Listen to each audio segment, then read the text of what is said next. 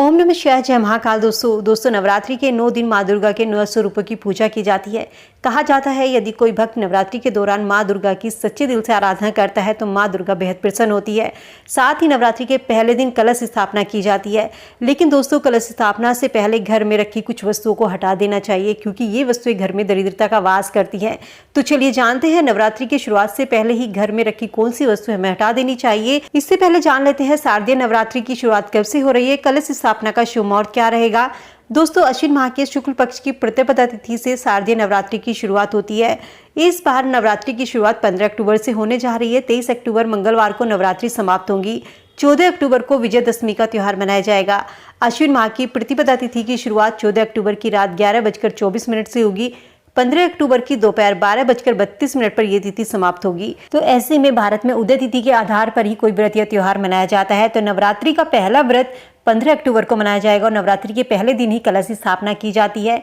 इस बार कलश स्थापना के 2 शुभ मुहूर्त बन रहे हैं। एक 15 अक्टूबर को सुबह 6 बजे से लेकर के 8:47 तक का रहेगा और दूसरा 11:44 से दोपहर 12:30 तक का रहेगा। ऐसे में कलश स्थापना के लिए 46 मिनट का समय दिया गया है। इन दोनों समय में से भी किसी भी शुभ मुहूर्त में आप घर में कलश स्थापना कर सकते हैं। कलश स्थापना की पूजा विधि किस तरीके से करनी है, जब आप कलश स्थापना करेंगे तो उसके लिए आपको एक मिट्टी के बर्तन में थोड़ी सी मिट्टी डालनी है और उसमें आपको जौ के बीज बोने हैं। इसके बाद एक तांबे के कलश पर रोली से स्वास्तिक बनाना है। कलश पर मौली बांधनी है। कलश में थोड़ा सा पानी भरकर, गंगा जल भरकर, फिर इसमें दूब, सुपारी, सवा रुपया, इत्र और अक्षत डालने हैं। कलश में आप आम के 5 पत्ते भी रख सकते हैं। अगर आपके पास इत्र नहीं है तो आप उसको स्किप कर सकते हैं। एक नारियल को लाल कपड़े में लपेट लीजिए और उस पर मौली बांधकर उस कलश के ऊपर आपको रखना है। एक चीज़ का ध्यान रखें, कुछ लोग जब हम कलश में जल भरते हैं तो पहले जल भरते हैं, उसके बाद गंगा जल डालते हैं। लेकिन कलश में सबसे पहले हमें गंगा जल डालना चाहिए, उसके बाद उसमें जल भरना चाहिए। नवरात्रि के दौरान घरों में कलश की स्थापना होती है। लोग 9 दिन व्रत करते हैं। कुछ लोग फलाहार का व्रत करते हैं, कुछ लोग इस समय में एक समय सेंधा नमक खाकर इस व्रत को करते हैं। जैसे भी आप रखना चाहें इन व्रतों को रख सकते हैं। चलिए जान लेते हैं कलश स्थापना से पहले घर से कौन सी वस्तु हटा देनी चाहिए ताकि माँ दुर्गा की कृपा आप सबको प्राप्त हो सके। तो दोस्तों, यदि आपके घर के मंदिर में खंडित मूर्तियां हैं देवी देवताओं की, तो नवरात्रि से पहले उन्हें घर से हटा दें, क्योंकि खंडित मूर्तियां आपके घर में वास्तु दोष उत्पन्न करती हैं। साथ ही इस बात का जरूर रखें कि मूर्तियों का विसर्जन आपको किसी पवित्र नदी में करना है। मूर्तियों को इधर उधर ना फेंकें या आप किसी मंदिर में किसी पेड़ के नीचे इन मूर्तियों को रख सकते हैं।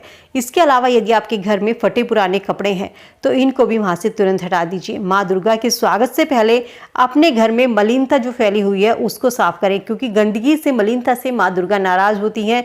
ऐसे घर में फटे पुराने कपड़ों को फेंक देना चाहिए। इसके अलावा कहा जाता है यदि सूखे हुए फूल आपके घर के मंदिर में है तो इन फूलों को तुरंत हटा दें। सूखे फूलों को माता रानी के पास में, माँ या मंदिर में ज़्यादा समय तक नहीं रखने चाहिए। हार आपने माँ दुर्गा को चढ़ाए हुए हैं या किसी भी मूर्ति पर आपने फूल चढ़ाए हैं तो इन्हें नवरात्रि आने से पहले वहाँ से हटा दीजिए। नवरात्रि से पहले मंदिर की साफ सफाई कीजिए। सूखे फूल घर में रखना अशुभ माना जाता है।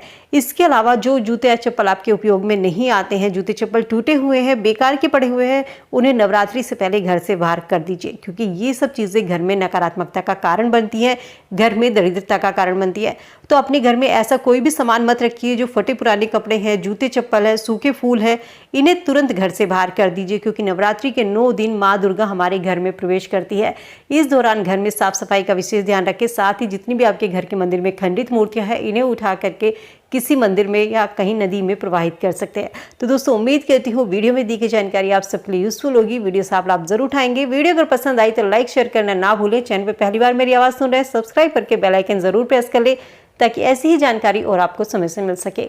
तो चलिए मिलते हैं नई वीडियो में नई जानकारी के साथ। तब तक स्वस्थ रहिए, खुश रहिए।